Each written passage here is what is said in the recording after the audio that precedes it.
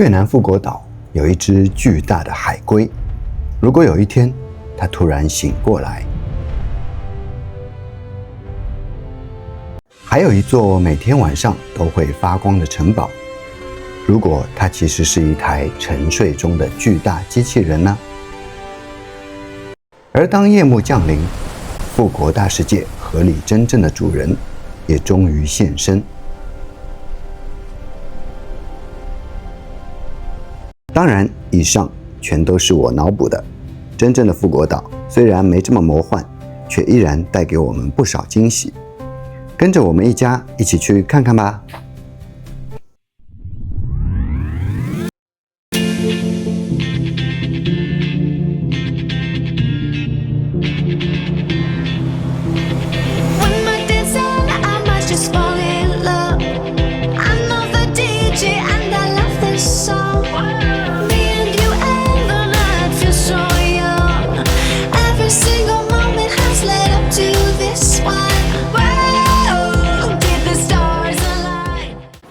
这次我们要去越南富国岛，这是一趟全家期待已久的员工旅游。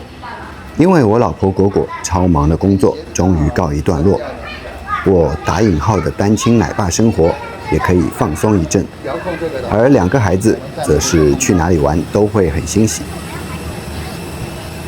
妹妹打个招呼 ，Hello。我们搭乘的是台北直飞富国岛的太阳富国航空。儿童餐看上去比成人餐要好吃。飞行3个半小时，过境比想象中要快。不知道是不是我们旅行社比较摆得平，海关人员并没有出现如网上盛传的收取小费行为。机场不大，出来只有一间小店，一间小免税店，然后换钱的柜台跟买 SIM 卡的柜台不少，但基本上汇率都差不多。我们终于入住了，现在当地时间10点了啊！你开不到对吗？我帮你开。洗好叫我。好。洗好了。啊，洗好啊。啊，房间是这样子的，也就干干净净就好了。然后我们这边2间房间是连通的，我们有2个房间，一样的格局。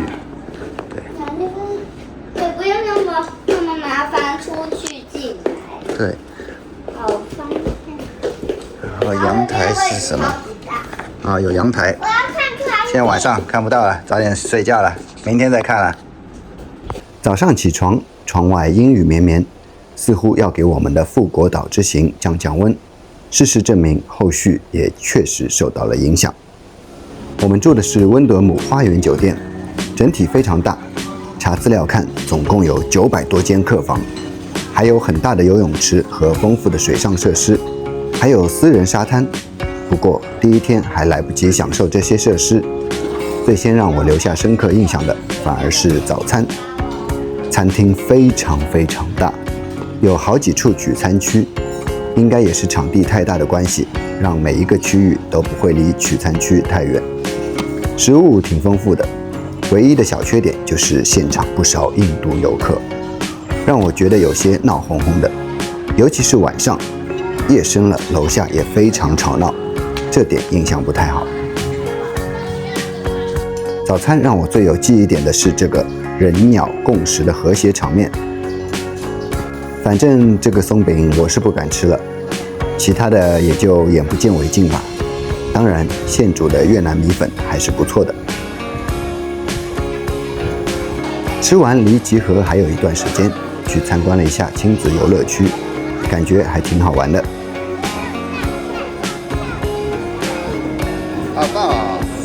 今天的主要行程是有着越南山寨迪士尼之称的富国岛珍珠游乐园，从温德姆坐车过去10分钟。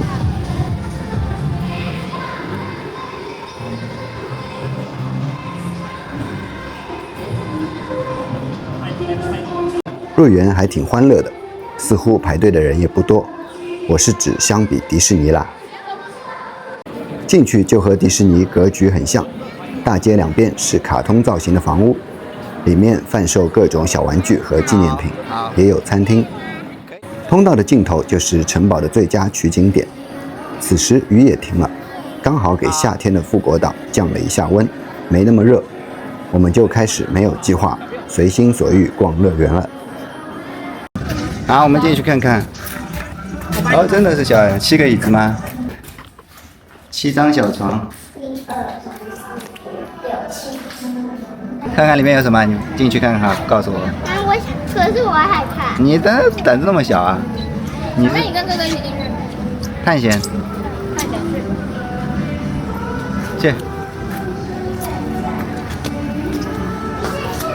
通吗那边？富国岛本岛其实就3大主要游玩点，这个山寨迪士尼、珍珠游乐园，明天要去的珍珠野生动物园，以及后天要去的有最长跨海缆车的太阳世界自然公园。这个乐园不知道有没有付给迪士尼版权费，一走进来就有一股浓浓的迪士尼既视感。后续更是出现一些让人一眼就会联想到迪士尼的角色，像这个《睡美人》里的坏女巫，鼻子会伸长缩短的小木偶，灰姑娘的南瓜车，还有这个慈眉善目的吸血鬼版野兽。另外也有一些世界知名的童话场景。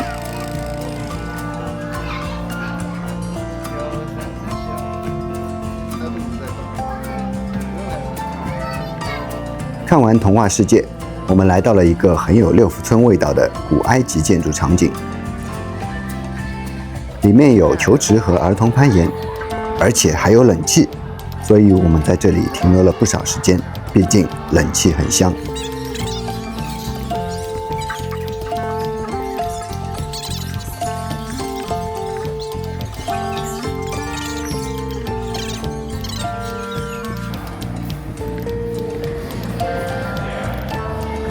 外面还有些电动游乐设施，没什么人排队，但是身高不够的妹妹没办法参与，只能让她乖乖吃饭，长高后下次再来了。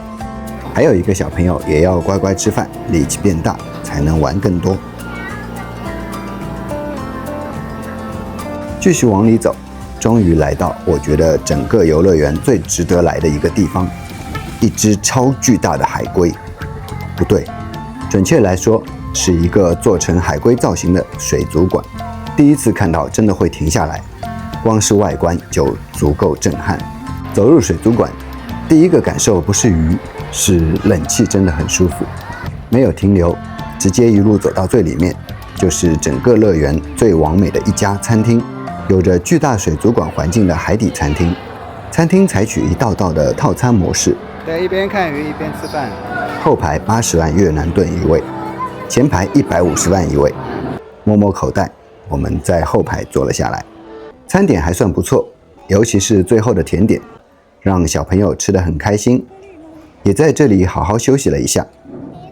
吃完饭，外面就是企鹅馆，这里可以买喂企鹅的小鱼，搭配一只毛绒企鹅娃娃。啊，你们2个一起喂。一组40万。我还在心里拼命换算40万到底是多少台币的时候，妈妈已经很爽快地付钱，拿到了大概5、6条小鱼。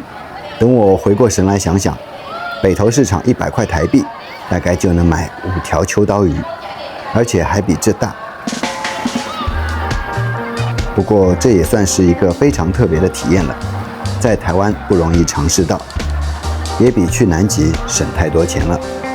这样想一想嘛，小朋友开心最重要，而且小企鹅真的很可爱。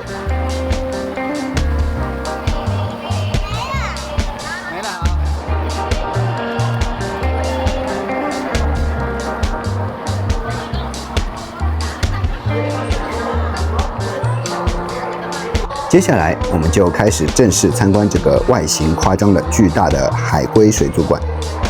水箱部分有一些圆形通道，供孩子深入观赏鱼类。爸爸，有一个小房子里，你进来要看到的。我不能进来，只有小朋友可以进来。小朋友对这些通道非常喜欢，仿佛自己进入了水中世界。这个水族馆来头不小，是世界前5大的水族馆。确实，里面的展示生物数量惊人，看介绍有超过300种，总数逾25万5千只的海洋生物。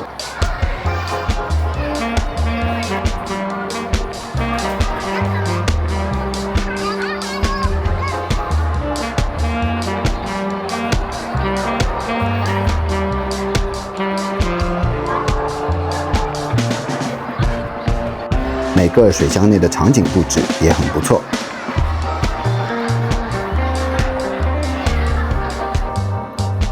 至于这个肚子，你看，这肚子大。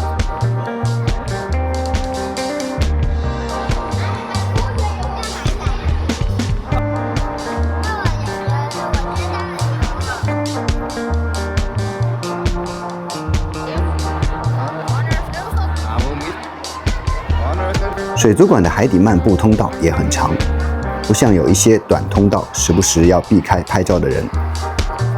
此处抬头还有一个震撼的取景处。总之，这个水族馆不时透露出不差钱，鱼的数量就足以震撼你的土豪感，有一点点熟悉的共产国家的感觉，什么都是越大越好，越多越好。接下来就是水族馆的重头戏。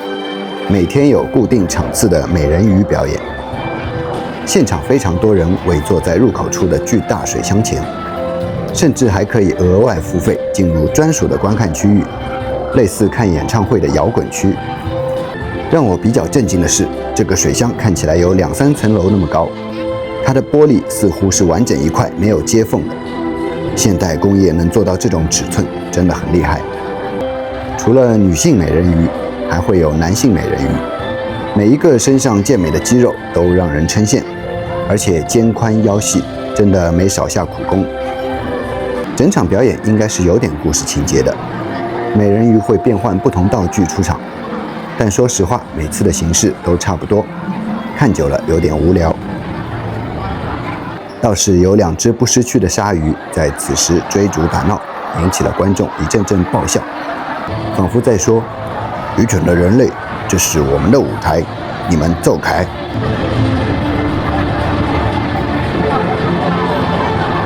毕竟人类在水中的活动限制非常大，所以整组流程就差不多是潜到水下，吐气泡画爱心，然后浮出水面呼吸空气。但比较神奇的是，鱼群总是会围住美人鱼，不知道是不是身上偷偷藏了鱼饲料的关系。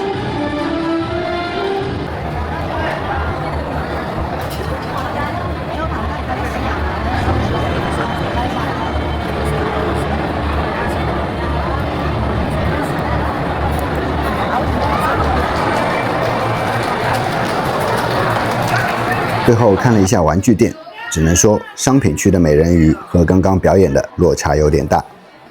总体而言，这个水族馆真的很值得去，而且它还只是这个游乐园的其中一个区域而已。看完水族馆，你还可以顺便玩一下游乐园，很超值。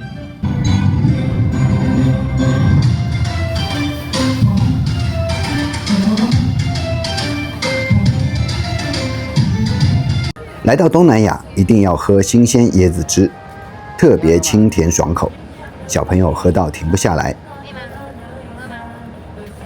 接下来我们就去搭富国岛最高的摩天轮，刚好可以一边吹冷气，一边看看整座园区。今天运气真的不错，全天阴天多云，没有想象中那么炎热。富国岛的位置其实离开越南本土有一段距离，反而离柬埔寨最短只有4公里，所以据说从摩天轮上看，如果天气好的话，可以看到柬埔寨。柬埔寨有没有看到我是不知道，但是从摩天轮上可以看到大海龟水族馆的全景，包括龟壳上的纹路细节，真的很难想象这居然是一座水族馆。看着它静静趴在园区中央，我一直忍不住幻想，如果它突然动起来，应该会是一个非常夸张的画面。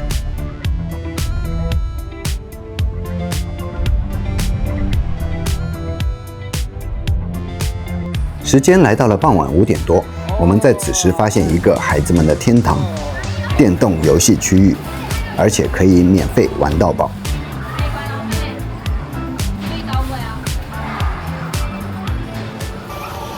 整个游乐园大部分设施在6点停止接待，而乐园却要直到差不多7点半关门，等的就是这场城堡秀了。当日现场聚集的人数可能不亚于迪士尼的烟火秀。舞台设置在城堡前，和观众之间隔了一个水池，还会进行水舞秀互动，加上城堡立体投影，声光效果还蛮酷炫的。虽然一句越南话也听不懂，但光听配乐就知道事情很严重。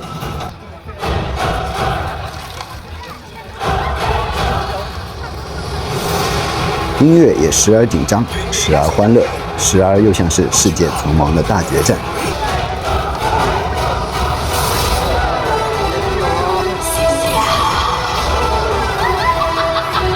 这个秀可能是分不同章节的，好几次以为要结束了，大结局了，没想到后续城堡又亮了起来。现场观众，包括我们，都还看得挺投入的。毕竟这时候还没出园的人，基本上都是冲着这场秀留下来的。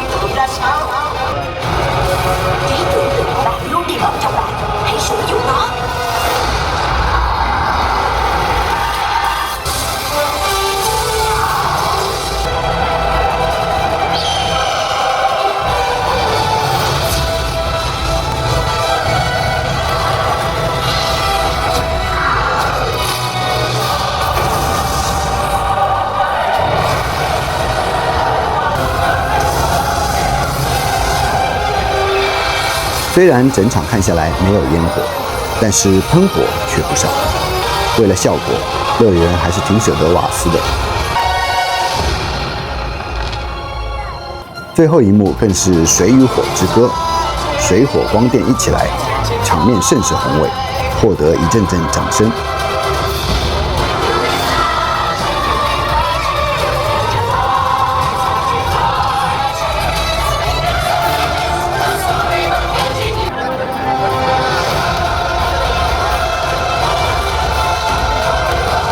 总体而言，这个乐园有点六福村的味道，游玩和布置都还算不错，但是离迪士尼和环球影城这样世界一流的乐园在细节上有一点差距，也主要没有自己的 IP， 所以多少有那么点山寨的味道。但是此行还是非常值得的，光是那座海龟水族馆，我就觉得值回票价了。里面的海洋生物展示也非常丰富。不愧是世界前5大的水族馆之一，其他游玩设施因为小朋友身高关系，就没有玩太多了。当晚的团餐不错，玩饿了吃起来更香。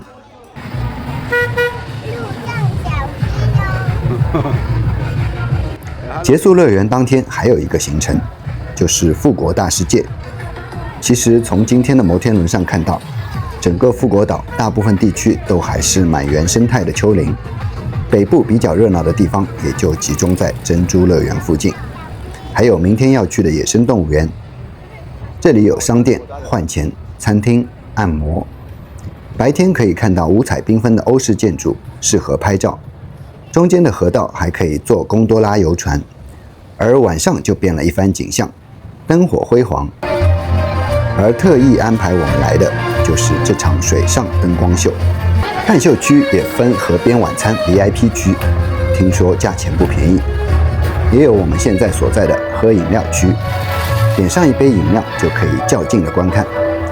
不过因为表演要从晚上9点半才开始，玩了一整天，其实大家都有点累了。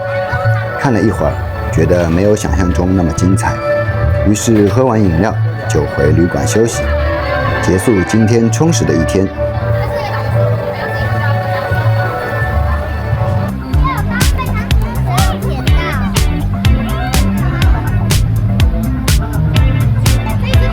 这只乖啊，这只小。